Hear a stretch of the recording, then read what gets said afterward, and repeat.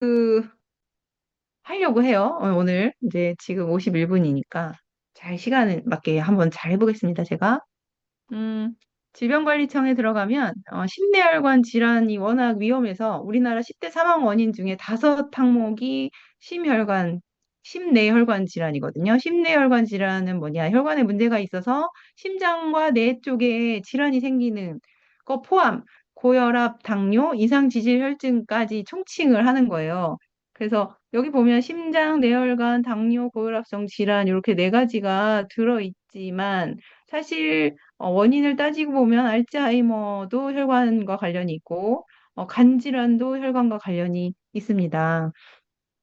이미 고혈압 환자인데, 자신이 고혈압 환자라고 모르는 사람이 3명이고요. 10명 중에 3명.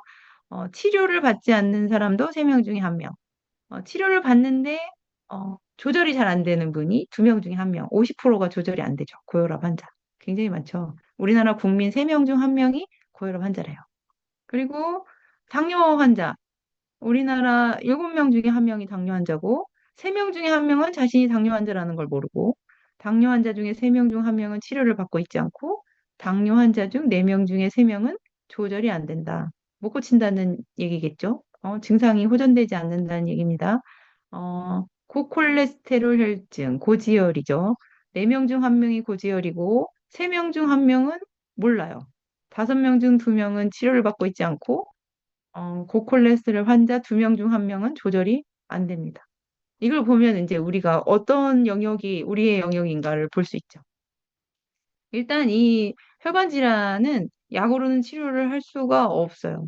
그래서 치료받고 있지 않다는 거는 뭐 의료적인 게 어려울 수도 있으나 뭐 치료가 안 돼서 그럴 수 있고 그리고 음, 중요한 건 여기 조절률이 50%를 넘지 않는다는 거예요. 고혈압도 치료를 받는 거에서 조절되는 게 50%고 당뇨도 24.2%밖에 안 되고 고지혈도 49%. 병원은 다니는데 고쳐지지 않는다는 거죠. 그러면 이건 우리가 할 일이죠. 이 건강 전도사들이 할 일이에요. 또 중요한 거는 20대에서 40대, 20대, 30대, 40대가 본인이 어, 이 고혈압과 당뇨와 고지혈 환자라고 인지하는 게 굉장히 낮다. 이게 문제죠. 이거 이제 너무 예전보다 훨씬 빨리 이 예전에 이 대사질환에 걸려 있고 그 걸린 상태를 모른다. 상담해 보시면 아마 느낄 거예요. 이 심각성이 없죠. 누구나 다 그렇다고 생각해요. 제가 이렇게 이렇게 식이요법으로 상담을 할 때도 음, 주변 사람들이 다 40대 이상이면 이걸 가지고 있어요. 미미하게라도 갖고 있는 사람이 너무 많으니까 그냥 그런 게 정상이려니 생각하는 사람들이 대부분이에요. 그런 분들의 좀 의식을 바꿔주실 필요가 있죠. 그래서 정상 혈압 수준은 120에서 80, 정상 혈당은 100, 공복 혈당이 100 미만이어야 되고, 정상 콜레스테롤은 총 콜레스테롤 수치가 200 미만이어야 된다. 이거는 이제 상식적으로 이제 알고 계시면 좋을 것 같아요. 그래서 제가 오늘 혈행 개선, 혈행 개선에는 이런 영양소가 도움이 된다. 마이오 앨리스 랩에서 이렇게 가이드하고 있고, 혈압에는 코엔자임 Q10이 좋다. 혈중 콜레스테롤 개선에는 감마리놀렌산과 키토산이 도움이 된다. 이렇게 써 있어요. 이거는 그 가이드북에 써 있는 겁니다. 그럼 이제 혈액이 뭐냐? 혈관 속을 흐르는 액체 성분, 이제 피죠, 피 혈액이. 인체 혈관을 끊임없이 순환하고 생명을 지키고 유지하는 역할을 하고요. 인체 총 혈액량은 약 5에서 6리터를 가지고 있어요. 물을 잘 먹어야 되는 이유가 이거 아주 중요합니다. 혈액이 대부분의 수분이잖아요. 이게 이제 백혈구고 이 적혈구 이게 그림이에요.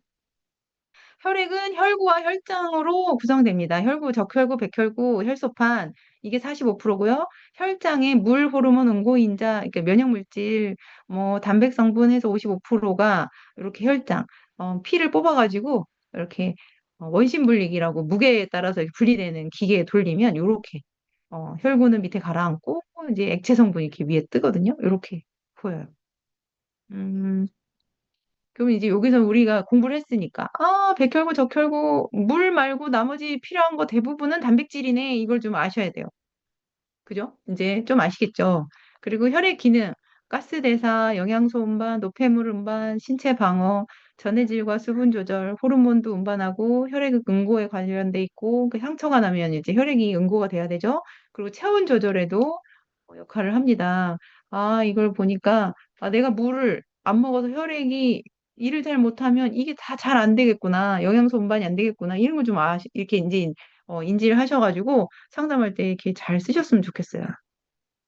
혈액의 흐름이 왜 중요한가? 요게 중요하거든요. 심장에서 나가서 폐에 돌고 전신 돌고 이렇게 하는 거, 어, 예전에 생물 시간에 배운 거 기억나실 거예요. 대동맥, 대정맥, 모세혈관 이렇게 구성돼 있고. 근데 보세요. 혈액이 왜 중요하냐? 머리부터 발끝까지 모든 곳에 연결돼 있는 게 혈관이에요. 그래서 혈액 관리를 잘하는 게 전신 건강에 굉장히 중요합니다.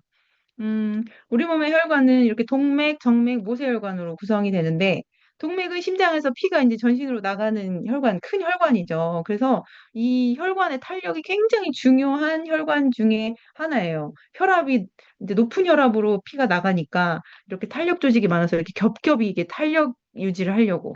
그러면 이 탄력 유지를 할 때는 뭐가 필요하냐? 단백질과 비타민 C가 필요하다. 이제 막 떠올라야 돼요. 제 얘기 들으시면. 정맥은 이제 우리 몸을 다 돌고 노폐물을 가지고 다시 심장으로 가는 피죠. 근데 이거는 펌프가 없는 곳에서 그냥 근육 운동으로 막 올라가야 돼요. 그래서 피가 역류하는 걸 방지하려고 중간중간에 이렇게 판막이 있어요. 판막이 있고. 모세혈관은 세포 한 층으로 아주 얇은, 왜냐하면 이 말초까지 다 혈관이 가야 되기 때문에 모세혈관이 세포 한 층으로 매우 얇게 되어 있고요. 이 세포막을 통해서 물질 교환이 굉장히 빨리 일어납니다. 마지막 이렇게 막 노폐물 빨리 받아야 되고 영양소 빨리 줘야 되고 그런 일을 해야 되니까. 근데 이 놀라운 거는 이제 우리가 어떻게 먹고 사느냐에 따라 이 사실 동맥, 정맥은 2% 정도? 나머지는 다 모세혈관이거든요. 이 모세혈관이 엄청 빨리 막힌다는 거예요. 우리가 어떻게 사느냐에 따라서. 그래서 이 모세혈관을 잘 유지하는 것도 건강의 비결이죠. 이 혈관이 왜 중요하냐? 심혈관 질환의 대부분이 혈관에 연결돼 있죠. 심장, 그리고 지질 문제, 그리고 혈압 높은 거. 이거는 당뇨죠. 이형 당뇨, 그리고 치매, 암, 그리고 다낭성 난소 증후군, 그리고 비알코올성 지방간이에요. 이게 다 혈관과 관련이 돼 있다. 그래서 이렇게 관련된 질환을 대사증후군이라고 합니다. 아까 말씀드린 뇌심혈관 질환, 당뇨 위험을 높이는 이 5가지 영역이 있어요. 허리, 중성지방, 혈압, 공복혈당, HDL이 정상 범위를 벗어나면, 이 심혈관 질환과 당뇨가 생길 가능성이 높다. 전 단계로 이제 대사증후군이라고 이제 불러요. 그리고 인슐린 저항성 증후군이라고 이 영역 중에 하나 있죠. 50대 이전까지는 남자들이 굉장히 이제 높은 퍼센트로 여기 영역에 대사증후군에 들어가 있는데, 여성들은 폐경이 되면 굉장히 빠른 속도로 이 영역에 들어갑니다. 그래서 여성분들이 50대 이후 건강관리가 굉장히 중요하겠죠. 대사증후군 판단 기준이에요. 이거는 이제 참고하시면 돼요. 병원에서 요게 이제 정상 범위를 넘어서서 몇 항목이다. 그러면 대사증후군으로 가고 있다. 이렇게 얘기를 하는 거거든요. 참고하시라고 말씀드렸고, 고지혈, 이상 지질 혈증이다 할 때는 어떠냐? 중성지방이 200 이상이고, 좋은 콜레스테롤, 이라고 하긴 어렵지만 별명이 그러니까, HDL이 40mg 미만이면 이상 지질 혈증이고, 어, 이게 L인데 오타네요. LDL이 160 이상이면 이제 이상 지질이고 합해서 240 이상이면 이제 문제가 된다. 이렇게 보시면 돼요. HDL 콜레스테롤과 LDL 콜레스테롤이 뭐냐? 쉽게 얘기하면 HDL 콜레스테롤은 혈관 속에 있는 혈관에서 그러니까 콜레스테롤이 할 일 있잖아요. 우리 몸에서 할 일을 다 하고 혈관에 머무르면 안 돼. 걔를 다시 이제 간으로 가져가야 돼. 그거를 가지고 가는 게 HDL. 근데 간에서 이제 만든 콜레스테롤을 각 기관으로 일을 시키려고 보내는 애가 LDL, 저밀도 지단백 LDL 콜레스테롤이에요. LDL도 HDL도 우리 몸에는 꼭 꼭 있어야 됩니다. 꼭 있어야 되는데 문제는 뭐냐면 이 LDL이 이게 잘 흘려요. 잘 싣고 가면 되는데 지방을 잘 싣고 가다가 떨어뜨려서 이렇게 혈관벽에 이렇게 염증이 있거나 상처가 있는 곳에 이렇게 문제를 일으키게 되는 거거든요. 그래서 HDL은 좋은 콜레스테롤이라고 하고 LDL은 나쁜 콜레스테롤이라는 별명이 붙어 있어요. 음, 그러니까 정상 수준을 유지하는 건 필요하지만 LDL은 높으면 혈관에 문제가 생길 가능성이 높고 HDL은 정상 수준보다 높게 유지하는 게 좋습니다. 어, 그러면 훨씬 더 혈액에서 이렇게 역수송하는 게 좋으니까 HDL은 높은 수준으로 유지를 하시는 게 정상 범위보다 정상 범위의 높은 수준의 그 수치를 유지하시는 게 도움이 된다는 거 참고하시면 좋을 것 같고요. 음, 대사증후군은 왜 생기냐면 내 몸이 먹은 거를 소비하는 것보다 먹은 게 더 많으면 생기는 거예요. 직관적으로 답은 이렇습니다. 내가 몸이 쓰는 것보다 훨씬 많은 양을 먹어서 남은 게 비만, 당뇨, 이상지질혈증, 심혈관계 건강을 해치는 결과로 나타나는 거고 탄수화물 뭐 몸에 좋지 않은 거 뭐 이렇게 많이 먹는 것도 문제가 되지만 또 이제 많이 먹는 거를 더불어서 초가공 식품, 트랜스 지방, 액상과당과 같은 인공적인 자연에서 얻어지지 않는 것들을 먹으면 훨씬 더 빨리 속도를 이제 가중화시키는 거예요. 대사증후군이 생기는 가능성을. 초가공식품 뭐 다른 내용은 다 읽어보셔도 되는데 그냥 초가공식품은 절대 먹으면 안 된다. 우리 세포에는 굉장히 치명적인 성분들이 들어있다. 이렇게 보시면 돼요.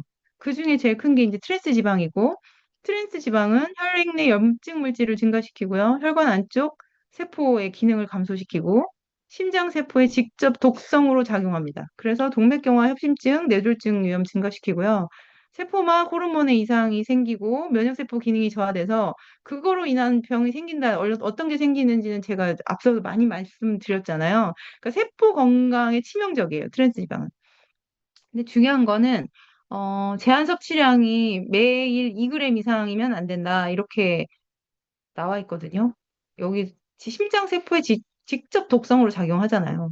그런데 그냥 지금 우리 현대인의 식생활에서는 트랜스 지방을 안 먹기가 너무 어려운 현실이고 중요한 건 트랜스 지방이 0이라고 표기돼 있지만 0.2 이하면 법적으로 0으로 표기가 될 수 있어서 0이라는 거에 속으시면 안 돼요. 가공식품에는 트랜스 지방이 0일 확률이 거의 없다고 보시면 돼요. 그리고 이제 두 번째 문제, 이제 액상과당인데, 액상과당은 뭐냐면, 옥수수 전분을 효소 처리해서 과당 비율이 꽤 높게 이제 시럽을 만드는 거예요. 인공적으로. 음, 이거를 왜 이렇게 많이 쓰냐? 이거 없는, 어, 요즘 편의점 많이 가니까. 편의점에서 액상과당 없는 거 찾는 거는 하늘의 별 따기예요. 왜 그러냐? 값이 싸고 단맛이 아주 강해요. 그래서 가공식품 음료에 어, 대기업이 굉장히 많이 쓰는 첨가물이 됐습니다. 근데 이게 왜 위험하냐면 음, 간에서만 이제 간에서 이걸 대사를 하는데 간으로 이동을 하면 이게 과당이 막 쌓이면 신호를 줘서 이제 배가 부르거나 포만감이 있어야 되는데 절대로 이 액상과당은 들어오는 포도당 양만큼 포만감이 생기지 않아요. 그래서 남는 게 지방간으로 가는 거고, 그 남는 게 비만 당뇨를 유발하는 거고, 혈관에 문제를 일으키니까 뇌혈관 질환의 가능성을 굉장히 높이는 요인 중에 하나고요. 인슐린 저항성, 혈당 스파이크라고 하죠. 혈당 스파이크를 높이는 아주 치명적인 일을 하는 애들이 되겠죠, 애들이. 그리고 또 이제 이런 인공 인공 첨가물이 들어간 가공식품, 초가공식품을 많이 먹었을 때 어떤 일이 벌어지냐? 우리 몸에 그 당이랑 단백질하고 지방이 결합을 해요. 그 결합을 해서 만든 산물이 최종 당화산물이라고 하거든요. 이 우리 몸으로 들어온 인공 당들이 체내에서 단백질 또는 지방이랑 결합을 해서 이 단백질이 그 기능을 못하게 만들어요. 못하게 만들고 이 생성물 자체가 독소로도 작용을 합니다. 근데 중요한 건요, 얘는 한 번 생기면 분해가 안 돼. 그 체내에 계속 축적됩니다. 그래서 어떤 일을 일으키냐면 여기 보시면 이런 건 어렵지만 제가 설명 풀어서 드리면 혈관 탄력을 이제 떨어뜨리고요. 혈관의 콜라겐 엘라스틴을 이렇게 변성을 시켜요.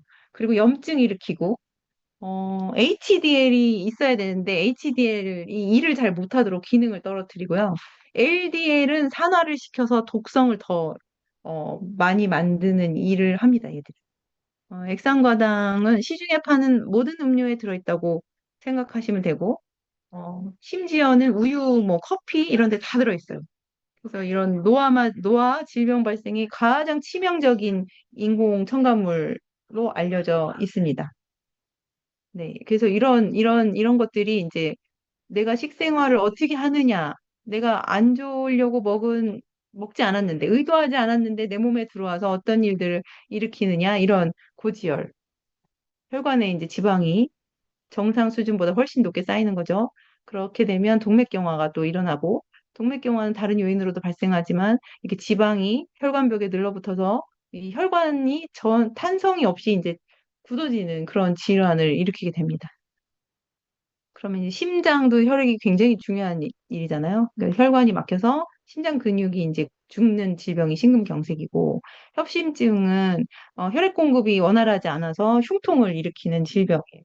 참고로 이제 알고 계시면 좋을 것 같아서 적었고요. 뇌졸중은 뇌 혈액 공급에 문제가 생기는 거죠. 쉽게 이제 흔히 예전에 이제 중풍이라고 했던 질환으로 가는 거고, 고혈압은 정상 수치보다 혈압이 높은 상태, 이런 그리고 요즘 이제 문제가 되는 게 소아의 고지혈증. 초등생이 건강검진 하는데 고지혈이 나와요. 많이 보셨나요? 고지혈. 근데 이제 식습관이나 이런 것들 때문에 이제 문제가 생기는 거죠. 대사증후군에는 어떤 영양소가 도움이 되나? 일단 대표적으로 이게 식이섬유. 혈당 상승이나 중성 지질 개선이나 배변 활동에 원활한 식이섬유, 그리고 감마리놀렌산이라고 오메가6죠. 혈중 콜레스테롤 개선, 혈행 개선에 도움을 준다는 기능성을 받은 영양소고, 키토산 콜레스테롤 개선에 도움을 줄 수 있고요. 코엔자임 Q10. 코엔자임 Q10은 에너지 대사하는데 필수적인 항산화 효소라고 제가 말씀드렸어요. 근데 높은 혈압 감소에도 도움을 줄 수 있는 영양소입니다. 그리고 오메가3. 오메가3 기능성은 네 가지가 있죠. 중성 지질도 개선하고, 혈행 개선하고, 기억력 개선에 도움 주고, 엽산과 비타민 B군, 비타민 C, D 이런 항산화 영양소들이 혈관의 그런 지질과 당이 높은 상태에 있는 것 산화를 방지하는 역할을 합니다. 필수지방산이 오메가6가 두 종류죠. 우리가 보통 알고 있는 오메가6고, 오메가6 중에 감마리놀렌산이라는 오메가6가 있어요. 그리고 EPA, DHA가 주성분인 오메가3가 있죠. 이것들이 우리가 이렇게 먹은 음식을 통해서 이렇게 간단하게 넘어가지만 뭘 기억하셔야 되냐면 제가 세포에서 어떻게 이런 것들이 대사되는 이 중간에도 영양소가 굉장히 많이 필요하다고 했죠. 그렇게 대사가 돼서 세포막 안으로 들어가면 이 감마리놀렌산은 호르몬과 유사한 기능으로 생체 기능 조절 물질 역할을 하고, 오메가3는 혈소판 응집, 혈관 수축, 염증 유발을 억제하는 일을 합니다. 근데 중요한 건 이제 오메가6는 혈소판 응집하고 혈관 수축하고 염증을 유발하기 때문에 굳이 오메가6를 찾아 먹을 필요는 없다. 우리는 식생활에서 오메가6를 너무 많이 먹고 있다. 이거 이제 참고를 하시면 좋을 것 같고, 우리가 그러면 챙겨 먹어야 되는 건 뭐냐? 오메가3와 감마 리놀렌산이겠죠. 오메가3 기능성은 법적으로 이렇게 네 가지가 있어요. 혈중 중성 지질 개선하고, 혈행 개선하고, 기억력 개선하고, 건조한 눈을 개선하는데, 어, 혈중 중성 지질 개선을 원하면 이 정도 양을 먹어야 된다. 이게 포인트예요. 0.5에서 2g을 먹어야 된다. 이걸 기억하셔야 돼요. 기억력 개선에 도움을 주려면 0.5에서 2g을 먹어야 된다. 건조한 눈을 개선하려면 이 양을 먹어야 된다. 그리고 건강 개선, 혈관 관련해서 건강 개선을 원하시면 1g 이상은 먹어야 된다. 이해되시죠? 그게 정말 중요합니다. 그리고 오메가3를 잘 먹으면 심장질환 사망률 60% 감소할 수 있고요. 어, 그 심장 관련한 질환의 예방에 오메가3가 많은 일을 한다. 부정맥에 대한 민감성도 감소를 시킬 수 있다. 어, 여기 나오죠. 1g 이상 섭취. 오메가3는 EPA, DHA 합해서 1g 이상을 반드시 섭취해야 된다. 포인트 이거예요. 그래서 뉴트라이트 제품을 보면 어, 뉴트리마린 오메가3를 하루 정량을 드시면 1g이에요. 1g. 뭐, 그 SOP 하는 그 커스터마이즈드 팩에도 그 정량이 들어있죠? 1g을 드시는 거죠. 근데 그 질환이 좀 더 개선을 원하거나 정도가 심하다? 그러면 1g 이상을 먹으라고 했으니까, 아까 여기 보면 법적으로도 2g 이상, 2g까지도 먹는다고 했잖아요. 그러니까 2배 정도 드셔도 문제가 없고 혈관에 도움이 된다. 단 주의할 거는 이제 병원에서 관리를 받으면서 이 제품을 드실 때는 정량 이상은 드시지 않아야 됩니다. 혈액을 이제 너무 묽게 할 수 있으니까 다른. 그다음에 이제 GLA, 가 말씀드린 오메가6 중에 하나인 감마 리놀렌산이 콜레스테롤 조절을 하는 작용 기전이 있어요. 세포막을 부드럽게 해야 이 세포막의 이런 일들이 리셉터, 요거 수용체들에 요거 붙어서 일을 한다고 했잖아요. 그래서 GLA 자체가 세포막의 유동성을 증가시키고 이 LDL을 이렇게 붙이는 수용체로 일하는 애들을 기능을 유지를 하는 역할을 해줘요. 그래서 이렇게 산화된 LDL을 얘가 빨리 잡아서 이렇게 세포 안으로 가져가서 간으로 갖고 가는 데 도움이 됩니다. 간으로 갖고 가는데. 그래서 GLA가 자체적으로 콜레스테롤이 이렇게 조절을 하는 건 아니지만 생성을 억제하는 그런 일을 하는 건 아니지만 LDL을 빨리빨리 간으로 가지고 가는 일을 향상을 시켜주는 작용을 해요. 그래서 감마리놀렌산을 먹으면 콜레스테롤을 조절할 수 있다. 이렇게 결과가 나오거든요. 그럼 산화된 LDL이 혈관에 머무는 시간을 줄여주고 동맥경화, 그렇게 머무는 시간을 줄여주니까 동맥경화 위험이 이제 감소되는 거죠. 그 GLA의 기전은 LDL 자체를 생성하거나 이런 거에 관여하는 건 아니지만 LDL을 빨리빨리 간으로 회수하는 데 도움이 된다. 이렇게 이해하시면 될 것 같고요. 그 혈관 질환의 산화질소 NO, 우리 몸에서 만드는 거예요. 이게 굉장히 이게 꼭 필요하거든요. 혈관을 확장하고 혈관을 보호하는 역할을 하는 우리 몸에서 만드는 가스예요, 가스, 기체. 근데 이거를 만드는데 코엔자임 Q10이 아주 필수적입니다. 코엔자임 Q10이 이 산화질소를 유지하는데 굉장히 필수적인 영양소예요. 그 코엔자임 Q10은 하는 일이 굉장히 많죠. 이 NO가 어떤 일을 하냐면 이제 혈관 탄성을 이렇게 해서 혈관의 폭을 넓혀줘요. 혈관을 확장시키는 거죠. 혈관을 확장시켜서 혈액순환이 잘 될 수 있도록 이 산화질소가 그런 일을 하는 거거든요. 그래서 산화질소를 잘 유지하는 게 굉장히 중요한데 혈관 질환에서 그거를 잘 유지할 수 있는 영양소가 코엔자임 Q10이다. 음, 이거는 많이 들어보셨을 거예요. 콜레스테롤, 스타틴 계열의 콜레스테롤 약을 드시면 코엔자임 Q10은 그냥 짝꿍으로 같이 먹어야 돼요. 왜냐면 여기 이제 이게 이제 복잡하게 써 있지만 뭘로 보시면 되냐면 콜레스테롤 전구 물질이 콜레스테롤을 만드는 물질이 있고 우리 몸에서 대사를 거쳐서 이렇게 해서 콜레스테롤이 짠 여기 만들어져요. 그런데 이렇게 가다가 콜레스테롤만 만드는 게 아니라 요 단계에서 갈라져 가지고 여기 보면 유비퀴논이라고 하는 이게 코엔자임 Q10이에요. 그러니까 같은 물질에서 쭉 가다가 갈라져서 한쪽에선 콜레스테롤을 만들고 한쪽에서는 코엔자임 Q10을 만들어요.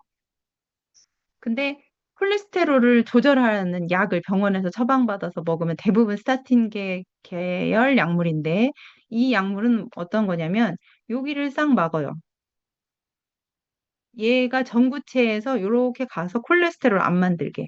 그러니까 생성된 콜레스테롤, 우리 몸에서 외부에서 들어오는 콜레스테롤을 조절하는 약이 아니고, 지금 외부에서도 콜레스테롤이 많이 들어오니까 우리 몸 자체의 콜레스테롤이 너무 높다. 그러니까 콜레스테롤 합성을 막아야지 하고 여기를 딱 블럭을 해버리거든요.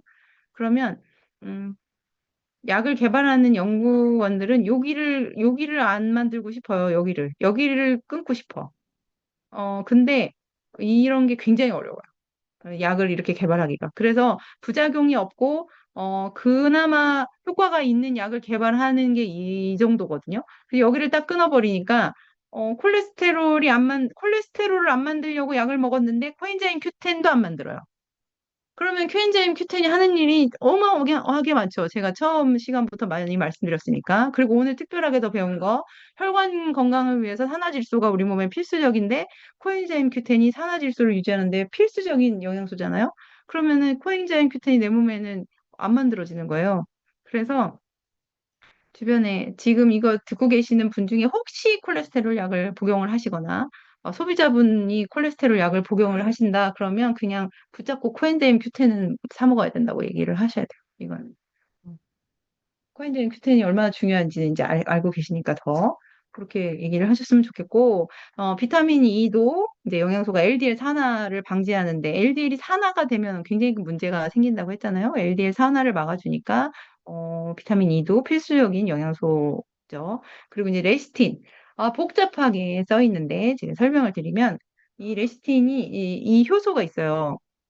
이 레시틴을, 콜레스테롤에 이 레시틴이 콜레스테롤에 레시틴이 갖고 있는 어, 지방산을 하나 떼줘요. 이 레시틴이. 이 효소의 작용으로 인해서 이 레시틴의 지방산을 콜레스테롤에 딱 붙여주면 콜레스테롤 모양이 바뀌어요. 모양이 바뀌어서 HDL로 돼서 간으로 갈 수 있게. 그러니까 혈관에 이렇게 두껍게 쌓여있는 콜레스테롤을 떼어다가 레시틴이 들어가면 내가 지방산 하나 줄게. 이렇게 해서 지방산을 하나 주면 얘가 형태가 달라져서 간으로 잘 갈 수 있게 만드는 거예요. 그래서 혈관 청소를 하는 거예요. 이해되시죠? 그래서 사실은 이 효소가 굉장히 HDL에서 중요한 효소고 이 레시틴을 변형을 해서 이 일을 하는 거기 때문에 이 효소가 잘 만들어지면서 어, 일을 할래도 단백질이 꼭 필수가 돼야 되겠죠. 이해는 되시죠? 그러니까 HDL 일을 원활하게 하는데 이 레시틴이 들어가서 콜레스테롤에 딱 모양을 바꿔주면 훨씬 더 일을 잘한다. 이렇게 이해를 하시면 되겠어요. 그래서 레시틴은 콜레스테롤이 빨리 HDL로 성장시켜서 간으로 회수하는 데 도움이 되는 영양소다. 이렇게 생각하시면 될 것 같아요. 그래서 좀 차이를 딱 정리를 하자면 GLA는 콜레스테롤을 조절하는데 어떤 일을 하냐? LDL을 빨리 간으로 회수해서 내 몸에 LDL이 악영향을 미치지 않게 조절하는 걸로 우리 건강에 도움이 되는 거고 호큐텐은 산화질소를 보호를 해서 혈관을 확장하는데 혈관 쪽에는 그런 일을 하는 영양소예요. 그리고 레시틴은 HDL이 콜레스테롤을 갖고 간으로 빨리빨리 갈 수 있게 HDL이 일 잘하는 애로 만들어주는 역할을 하는 겁니다. 그래서 콜레스테롤을 개선하고 싶다 하면 DLA만 먹을까요? 코큐텐만 먹을까요? 레시틴만 먹을게요? 그게 아니라는 거죠. 이게 다방면으로 각자 일을 하는 영역이 다르기 때문에 역할이 다르기 때문에 콜레스테롤 조절을 하면 요 세 가지 영양소는 잘 챙겨서 드시는 게 훨씬 도움이 되는 거죠. 그리고 이제 비타민 B군은 아미노산 대사 과정에서 메티오닌이 시스테인으로 가는 과정에서 호모시스테인이라는 노폐물이 생겨요. 노폐물. 이거는 그냥 당연히 생기는 거예요. 내가 먹은 단백질이 변화되려면 반드시 생기는 겁니다. 근데 이거는 동맥경화의 원인이라고 100% 밝혀져 있는 물질이에요. 그래서 B6를 잘 챙겨 먹으면 이게 빨리빨리 시스테인으로 가니까 중간 대사 산물이 이렇게 빨리빨리 시스테인으로 바뀌니까 B6가 호모시스테인을 농도를 줄이는 역할을 하고요. 호모시스테인을 시스테인으로 가지 못하는 애들은 B12가 또 메티오닌으로 빨리 다시 바꾸는 역할을 하거든요. 그래서 이 회로를 잘 돌리는데 비타민 B6와 비타민 B12가 꼭 필요하고 이 비타민 B12가 일하는 데는 엽산이 꼭 필요하니까 음, 제가 늘 말씀드리지만 엽산이 임산부만 먹는 영양제가 아니라는 거를 명심하셨으면 좋겠어요. 혈관 질환에도 엽산이 꼭 필요합니다. 그래서 비타민 B군이 동맥경화를 예방하는 기전이 이거예요. 아미노산 대사 과정 중에 생기는 혈액의 동맥경화를 일으키는 물질을 줄여준다. 이렇게 어, 정리하시면 될 것 같고요. 비타민 C는 항당뇨, 항고혈당에서 작용을 해서 혈압을 낮추고 콜레스테롤 조절하고 중성지방 조절하고 심장을 보호하는 LDL 산화를 막아주고 이건 항산화 기능이죠. 항산화. 그래서 비타민 C는 항산화 기능으로 이런 머리부터 발끝까지 어떤 질환이든 안 쓰이는 데가 없고 그리고 또 단백질이 혈관을 튼튼하게 만드는 데도 비타민 C는 필수기 때문에 정말 비타민 C는 정말 넘치는 게 정상이다. 이렇게 생각하시면 돼요. 부족하게 먹으면 손해다. 이렇게. 이건 이제 피를 맑게 이게 혈관 질환 같은 경우는 영양소 플러스 식사 조절을 잘 해야 되잖아요. 그래서 이거는 참고하시면 소비자분들하고 소통하실 때 참고하시면 좋겠다 해서 제가 이제 이 내용은 넣었고요. 한번 보시면 될 것 같고.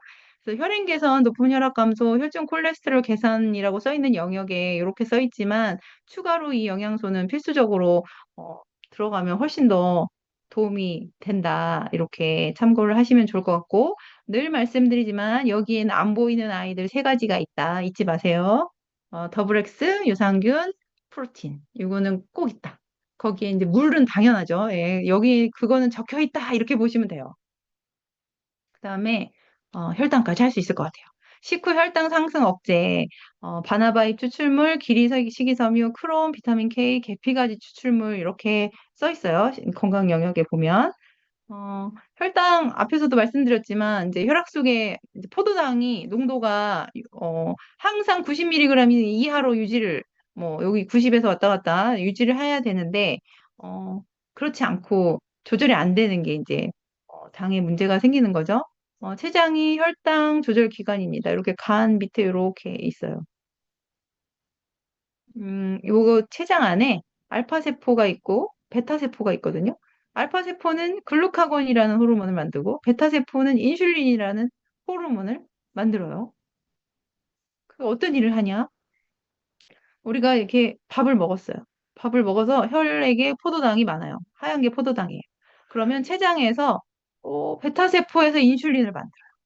그래서 이 인슐린이 세포 안으로 포도당을 이동시킵니다. 이동시키고 이 남은 포도당은 글리코겐으로 저장해서 간으로 가져가요. 그러면 이제 혈관 안에 포도당이 줄어들겠죠. 그러면 이제 이게 시간이 흐르면 다시 이제 배가 고파지는 거예요.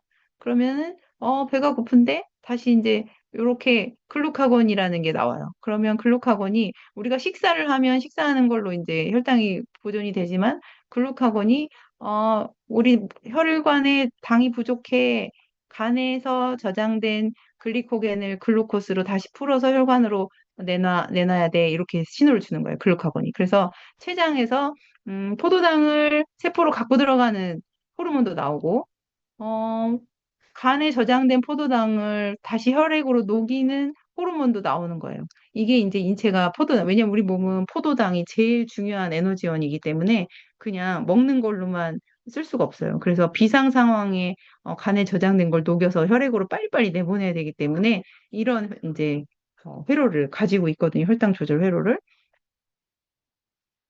그래서 우리가 이제 밥을 먹으면 혈관에 있는 포도당을 세포로 막 이렇게 갖고 가는 거예요. 그 기전을 보면 인슐린이 여기 있죠. 이제 포도당이 혈관에 이렇게 있어요. 세포로 갖고 들어가야 돼. 문이 열려야 되는데 문을 이제 인슐린이 여기서 딱 이렇게 붙어줘야 인슐린 들어가는 게 아니에요. 문만 열어줘. 인슐린 여기 붙어가지고. 그러면 이제 포도당이 이렇게 세포 안으로 슉슉 이렇게 들어가는 거예요. 이게 이제 포도당하고 인슐린이 이제 포도당이 들어왔을 때 우리 몸에서 하는 일이죠. 근데 이제 인슐린이 일을 잘 못할 때가 있어요. 이 혈당 조절이 잘 안 될 때. 인슐린이 일을 못하는 경우도 있고, 췌장에서 인슐린이 생산이 부족할 때가 있고, 인슐린 기능이 저하되는 건 인슐린 저항성이라고도 하거든요. 그래서 당뇨 전 단계죠, 인슐린 저항성이. 세포에 인슐린 수용체가, 그러니까 이 문이 인슐린이 있어도 반응을 안 하는 거예요.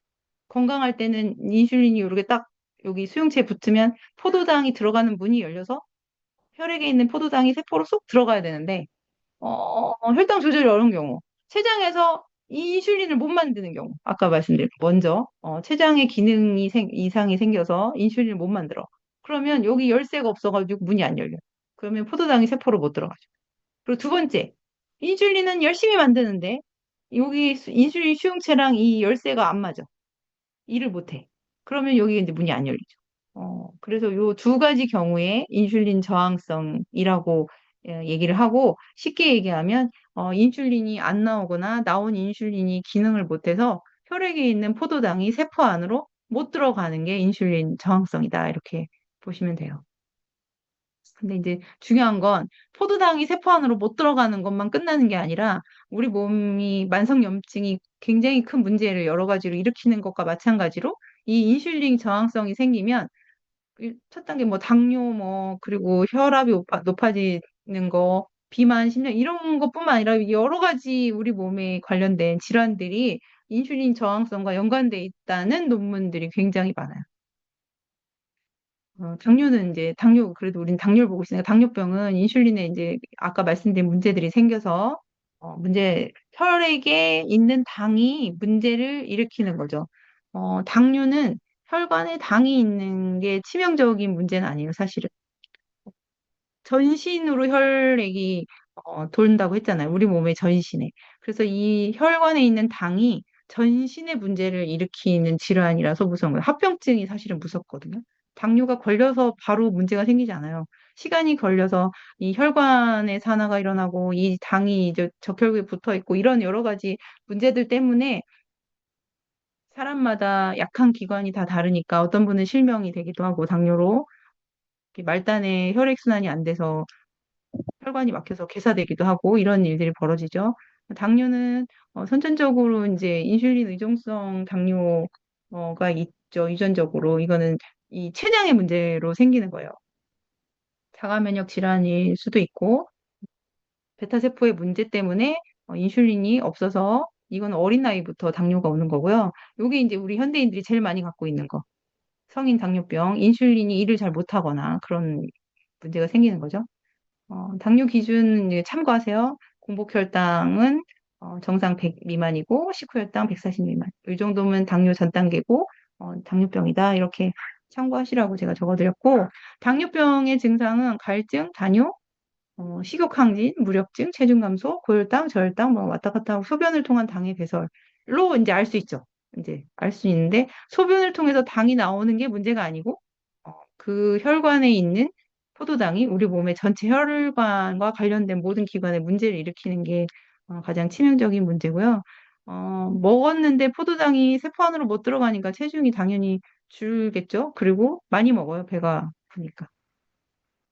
당뇨 합병이 제가 말씀드린 머리부터 발끝까지 모든 기관에 당뇨 합병증이 생길 수 있다. 왜냐하면 혈관과 관련된 질환이기 때문에.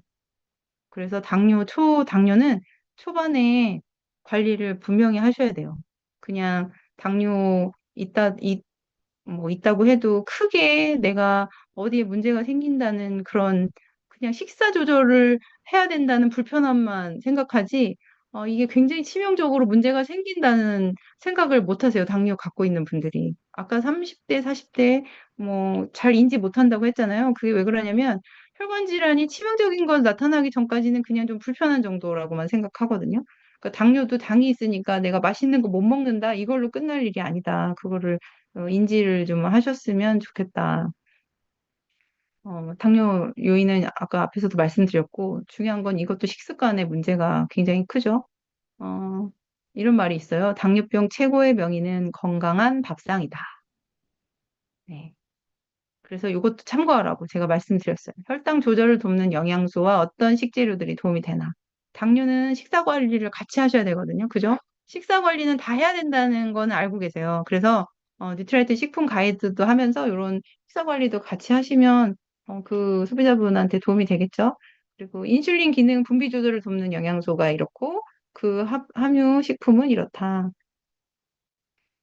당 대사를 돕는 영양소 이렇고 함유 식품. 당뇨합병증 예방에 도움이 되는 영양소랑 함유식품이에요. 항산화제는 당뇨는 항산화제를 그냥 시쳇말로 때려 부어야 된다. 알고 계시면 돼요. 혈관 질환 예방하는 거랑 뭐 치료 합병증 예방 이렇게 있습니다. 식이섬유소가 이런 대사 질환 조절하는데 굉장히 도움이 되죠.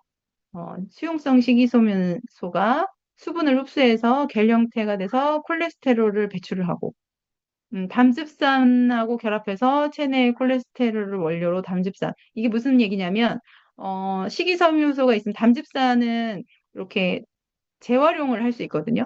근데, 식이섬유소를 잘 드시면 쓰고 남은 담즙산을 그냥 배출을 시키는 거예요. 그러면 체내에서 콜레스테롤을 다시 만들어야 돼요. 재활용을 못 하니까.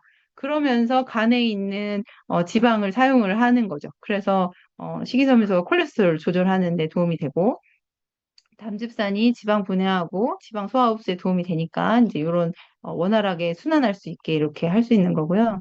그리고 대장에서 요게 단세지방산이죠. 단세지방산을 생성해서 단세지방산이 콜레스테롤을 그러니까 유산균이 식이섬유소를 잘 먹고 단세지방산을 만들어서 콜레스테롤 합성을 효소를 억제하는 역할을 하는 걸로 식이섬유소는 이제 혈중 콜레스테롤을 개선하는 데 도움이 됩니다.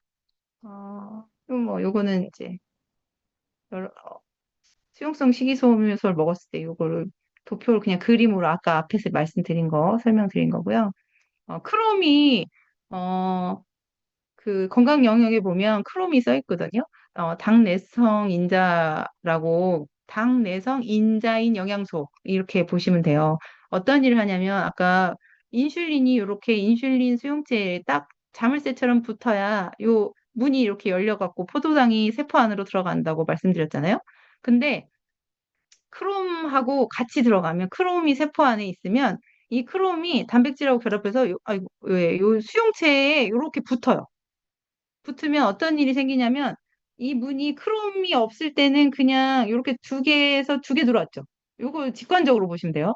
근데 요 크롬이 여기 수용체에 인슐린 열쇠에 같이 이렇게 붙으면 네 개가 한꺼번에 들어오는 거예요. 그러니까 이 포도당의 문이 넓어진다고 보시면 돼요. 어, 2배 정도 포도당을 더 많이 어, 세포 안으로 어, 가지고 들어온다.